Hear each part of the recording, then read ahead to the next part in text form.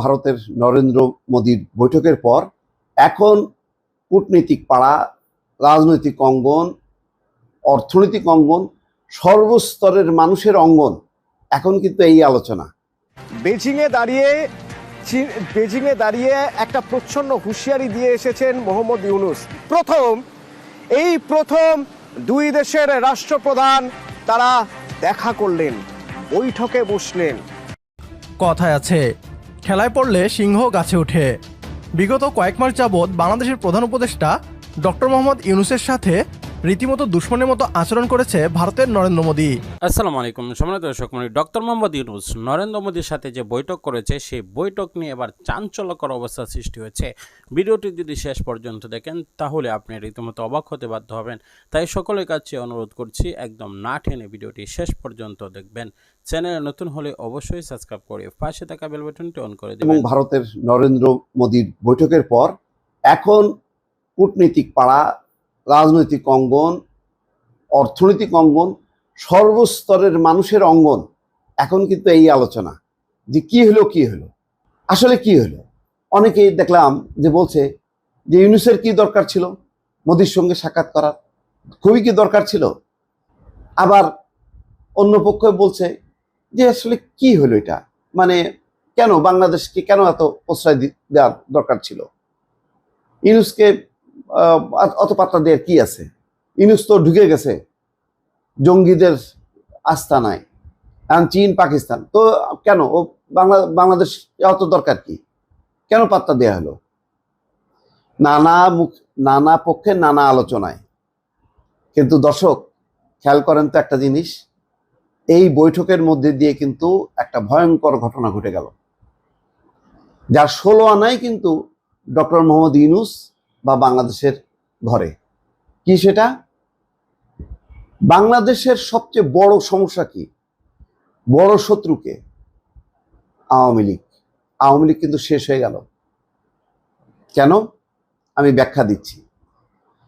যেমন এই বৈঠকে যে সমস্ত এজেন্ডাগুলি খেয়াল করেন, তাতে বাংলাদেশ কি চাইলো?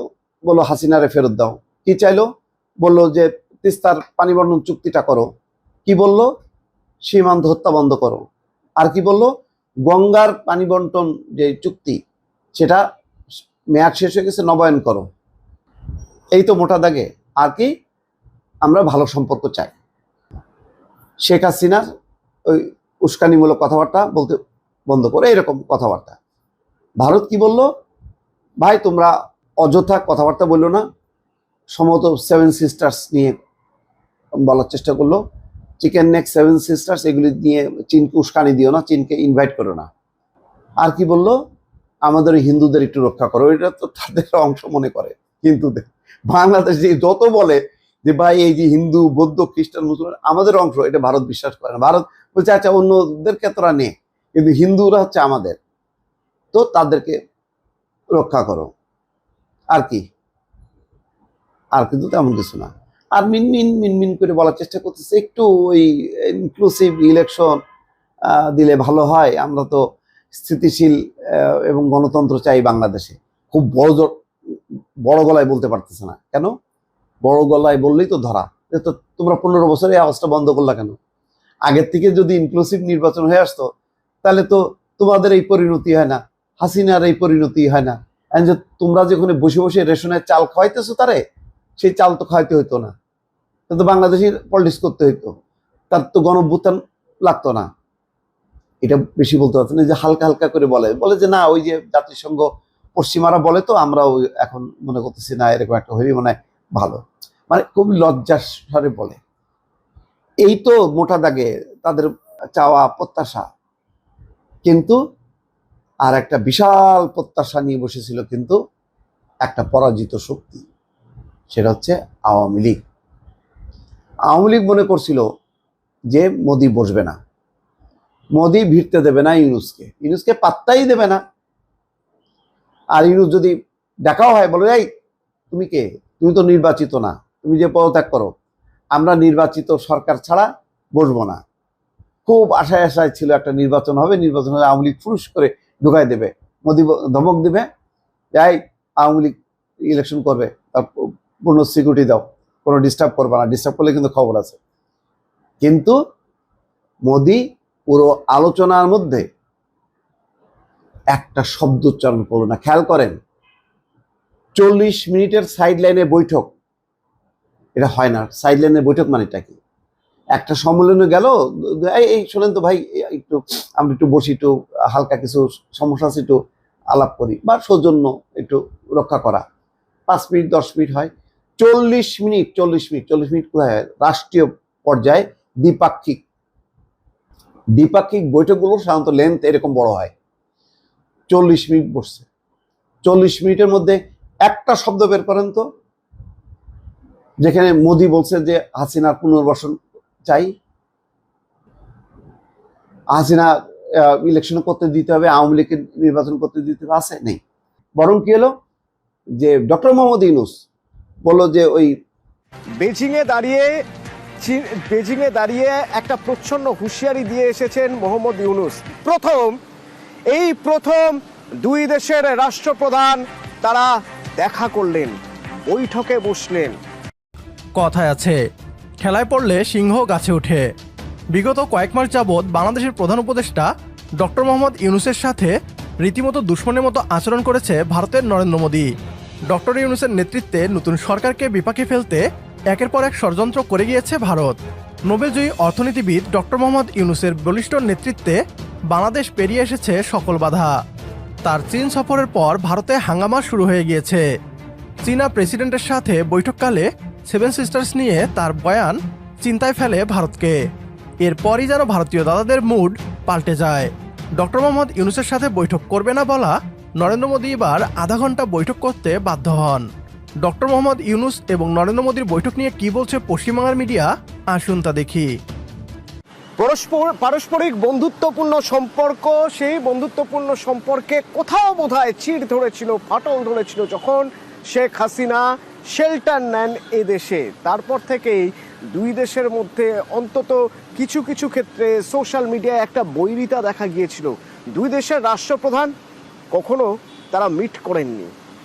তবে হ্যাঁ, ও দেশের সীমান্ত রক্ষার দায়িত্বে যারা, তারা আমাদের দেশে এসে আমাদের দেশের যারা সীমান্ত রক্ষার দায়িত্বে তাদের সঙ্গে মিটিং করেছেন। কিন্তু এই প্রথম দুই দেশের রাষ্ট্রপ্রধান তারা দেখা করলেন, বৈঠকে বসলেন। মোহাম্মদ ইউনূস, বাংলাদেশের তদারকি সরকারের প্রধান উপদেষ্টা, এবং ভারতের প্রধানমন্ত্রী নরেন্দ্র মোদী বৈঠকে বসলেন। অনেকগুলো বিষয় রয়ে গিয়েছে আলোচনার জন্য, অনেকগুলো বিষয়ে সিদ্ধান্ত নেওয়ার জায়গা তৈরি হয়েছে। নয়াদিল্লি থেকে আমার সঙ্গে মৈত্রী রয়েছেন, মৈত্রীর সঙ্গে কথা বলবো। তবে মৈত্রীর থেকে প্রথমে একটু জেনে নেওয়ার চেষ্টা করব এই বৈঠকের প্রেক্ষাপটটা, অর্থাৎ ঠিক যে সময় বৈঠক তার কদিন আগে 7 সিস্টার্স নিয়ে বেজিং থেকে প্রচ্ছন্ন হুঁশিয়ারি দিয়েছেন মোহাম্মদ ইউনূস। তার কদিন আগে সেই বেজিং থেকেই বার্তা দেওয়া হয়েছে ভারতকে, আসুন ড্রাগন আর হাতি একসঙ্গে হলে কি হতে পারে তা সারা বিশ্বকে দেখিয়ে দিই। এই প্রেক্ষাপটে এই বৈঠক। মৈত্রী, একেবারেই দেখো, এবং এই দুই প্রেক্ষাপটের সঙ্গে আমি আরো একটা জিনিস যোগ করব, নরেন্দ্র মোদীর ইউএস সফর এবং সেখানে ডোনাল্ড ট্রাম্পকে পাশে নিয়েই বাংলাদেশ সংক্রান্ত বার্তা ডোনাল্ড ট্রাম্পের। ফলে এই তিনটি জিনিসের প্রেক্ষাপটে কিন্তু আজকের এই বৈঠক হচ্ছে। যখন প্রধানমন্ত্রী নরেন্দ্র মোদী ইউএস সফরে গিয়েছিলেন তার পরপরই কিন্তু সেই সময়ই তারা যোগাযোগ করেছিলেন। মোহাম্মদ ইউনূসকে আমরা দেখেছিলাম তিনি ইলন মাস্কের সঙ্গে টেলিফোনিক কথোপকথন করতে, এবং তারপর বেজিং ছুটে গিয়েছিলেন মোহাম্মদ ইউনূস, এবং 7 সিস্টার্স নিয়ে তার যে বক্তব্য, সেই বক্তব্যের পরিপ্রেক্ষিতে দাঁড়িয়ে যথেষ্টই টেনশনের পরিস্থিতি তৈরি হয়েছিল। এবং সার্বিকভাবেই গত প্রায় 1 বছর ধরে, অগস্ট মাস থেকে যখন শেখ হাসিনা তিনি ক্ষমতাচ্যুত হন এবং তিনি দেশ থেকে পালিয়ে এসে ভারতে আশ্রয় নেন, তারপর থেকে কিন্তু দুদেশের মধ্যে পারস্পরিক সম্পর্কের অবনতি ক্রমেই ঘটছিল। সেখানে হিন্দুদের বিরুদ্ধে হিন্দু সহ অন্যান্য সংখ্যালঘুদের হিন্দুদের বিরুদ্ধে যে সমস্ত অত্যাচার করা হচ্ছিল সেই ঘটনার বিরুদ্ধে ভারত বারবার কূটনৈতিকভাবে তারা সরব হয়েছেন, ভারতের বিদেশ মন্ত্রক সরব হয়েছে এবং দু দেশের মধ্যে যে বাণিজ্যিক সম্পর্ক সেই সম্পর্ক কিন্তু কোথাও একটা গিয়ে তলানিতে গিয়ে ঠেকেছে।